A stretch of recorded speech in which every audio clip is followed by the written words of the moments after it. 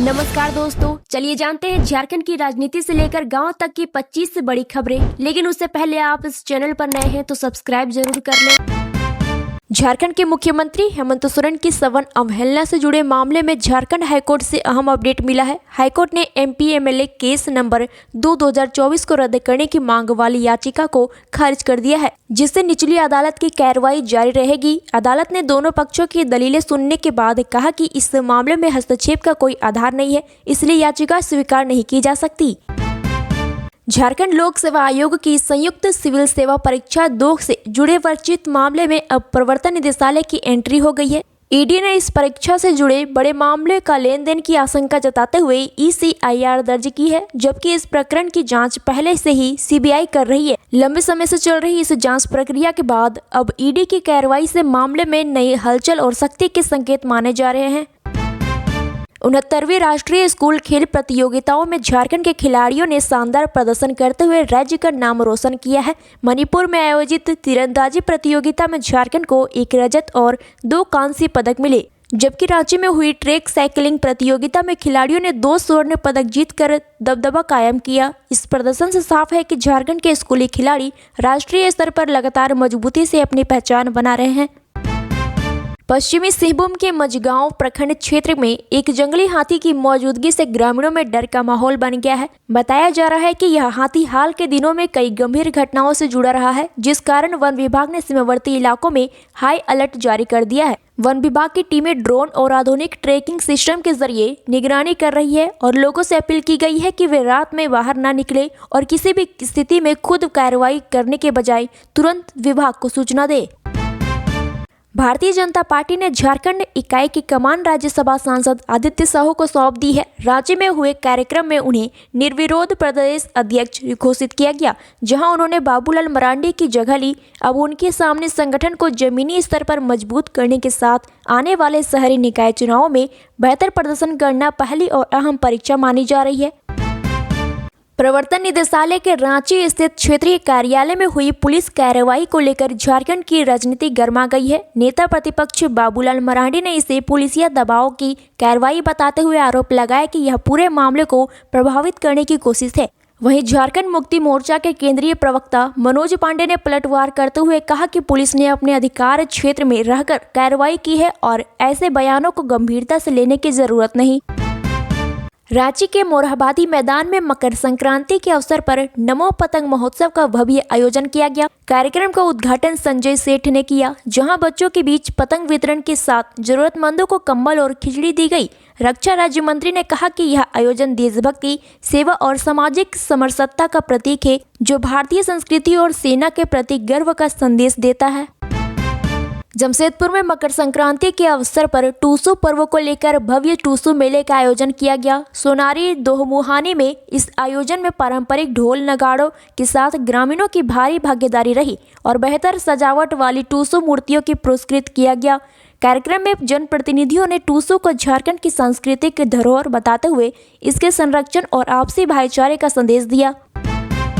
हजारीबाग के बरखट्टा प्रखंड स्थित सूर्य कुंड में मकर संक्रांति के अवसर पर 15 दिवसीय मेले का आयोजन किया गया। मेले के उद्घाटन के साथ ही सैकड़ों श्रद्धालुओं ने सूर्य कुंड में स्नान कर आस्था प्रकट की। वहीं दूर दराज राज्यों से बड़ी संख्या में लोग वहां पहुंचे। उद्घाटन अवसर पर विधायक अमित कुमार यादव ने क्षेत्र के विकास, स्वच्छता और सुरक्षा व्यवस्था को और मजबूत करने का भरोसा दिलाया, जिससे श्रद्धालुओं को बेहतर सुविधाएं मिल सके। झारखंड में शीतलहर का असर तेज हो गया है और जनजीवन प्रभावित है। गुमला में न्यूनतम तापमान गिरकर 0.8 डिग्री सेल्सियस तक पहुंच गया है, जबकि खूंटी समेत कई जिलों में भी पारा तेजी से लुढ़का है। मौसम केंद्र और रांची जिला प्रशासन ने 13 जिलों में शीतलहर को लेकर येलो अलर्ट जारी करते हुए लोगों से विशेष सावधानी बरतने की अपील की है। और मांझी इलाके में एक यात्री बस से जुड़ी सड़क घटना के बाद स्थानीय स्तर पर तनाव की स्थिति बन गई। बताया जा रहा है कि एक नाबालिग के घायल होने की सूचना के बाद भीड़ में आक्रोश फैल गया, जिसके दौरान जमशेदपुर से हजारीबाग जा रही बस को नुकसान पहुंचाया गया। पुलिस और दमकल विभाग ने मौके पर पहुंचकर स्थिति को नियंत्रित किया, जबकि नाबालिग का इलाज जारी है और पूरे मामले की जाँच की जा रही है। रांची के धुरवा स्थित मोसीबाड़ी इलाके में अंश और अंशिका की सकुशल बरामदगी की खबर फैलते ही खुशी की लहर दौड़ गई। लोगों ने गुलाल लगाकर ढोल नगाड़ों के साथ जश्न मनाया और एक दूसरे को बधाई दी। पूरा मोहल्ला उत्सव में डूबा नजर आया। परिजनों ने मोहल्ले और शहर वासियों का आभार जताते हुए कहा कि यह खुशी आपसी एकता और भरोसे का प्रतीक है।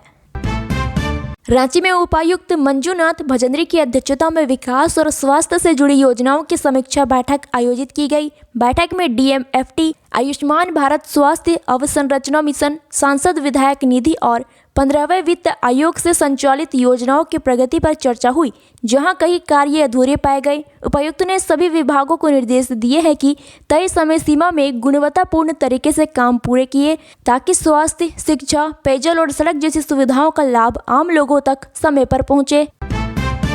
धनबाद में नगर निकाय चुनाव को लेकर राजनीतिक सरगर्मी बढ़ गई है। झारखंड मुक्ति मोर्चा ने मेयर पद के लिए डॉक्टर नीलम मिश्रा को अपना समर्थित उम्मीदवार घोषित किया है।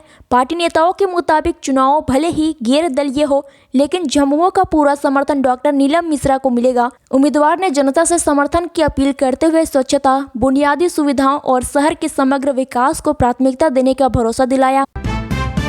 रामगढ़ के प्रसिद्ध रजरप्पा छिन्नमस्तिका मंदिर में झारखंड भाजपा के नवनियुक्त प्रदेश अध्यक्ष आदित्य साहू ने परिवार के साथ विधिवत पूजा अर्चना की। उन्होंने राज्य की सुख समृद्धि की कामना करते हुए कहा कि कार्यकर्ताओं के भरोसे और समर्पण से उन्हें यह जिम्मेदारी मिली है और पार्टी की विचारधारा को अंतिम व्यक्ति तक पहुंचाना उनकी प्राथमिकता होगी। पत्रकारों से बातचीत में उन्होंने मौजूदा हालात को लेकर सरकार पर सवाल उठाए और राज्य में व्यवस्था सुधार पर जोर दिया।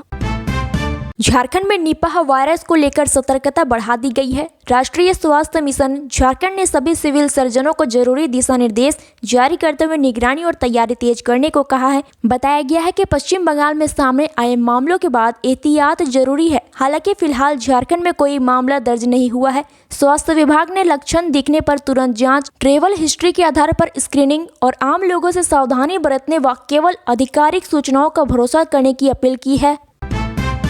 रामगढ़ जिले के कुंदरू कला सरैया स्थित मगरी ढीपा में मकर संक्रांति के अवसर पर टूसू मेले का आयोजन किया गया। मेले का उद्घाटन चंद्र प्रकाश चौधरी ने करते हुए कहा कि टूसू पर्व झारखंडी संस्कृति की पहचान है और इसे संजोकर रखना सभी की जिम्मेदारी है। कार्यक्रम में जनप्रतिनिधियों ने क्षेत्र को पर्यटन के रूप में विकसित करने, बुनियादी सुविधाएं बढ़ाने और ऐसे आयोजनों से सामाजिक सौहार्द मजबूत होने की बात कही। झारखंड में 26 जनवरी को होने वाले गणतंत्र दिवस समारोह को लेकर कैबिनेट सचिवालय एवं निगरानी विभाग ने मंत्रियों की झंडोत्तोलन सूची जारी कर दी है। जारी सूची के अनुसार अलग अलग जिलों में मंत्री राष्ट्रीय ध्वज फहराकर कार्यक्रमों में शामिल होंगे, जिससे प्रशासनिक तैयारियों को अंतिम रूप दे दिया गया है। यह व्यवस्था राज्य भर में गरिमामय आयोजन सुनिश्चित करने के उद्देश्य से की गई है।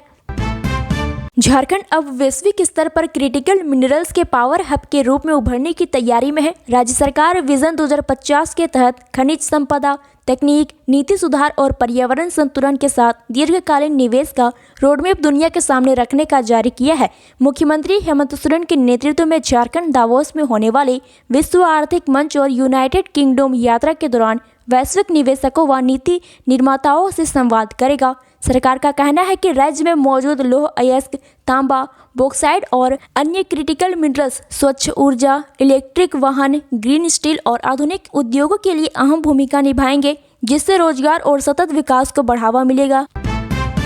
रांची में नेता प्रतिपक्ष बाबूलाल मरांडी ने कहा कि बच्चों की सकुशल बरामदगी में भूमिका निभाने वाले सामाजिक कार्यकर्ताओं को ही घोषित इनाम की राशि दी जानी चाहिए। उन्होंने दावा किया कि मीडिया और सामाजिक प्रयासों से मामला सुलझा और सरकार को ऐसे कार्यकर्ताओं को सम्मानित करना चाहिए। मरांडी ने यह भी कहा कि पूरे मामले की निष्पक्ष जांच जरूरी है, ताकि भविष्य में ऐसी स्थिति दोबारा न बने।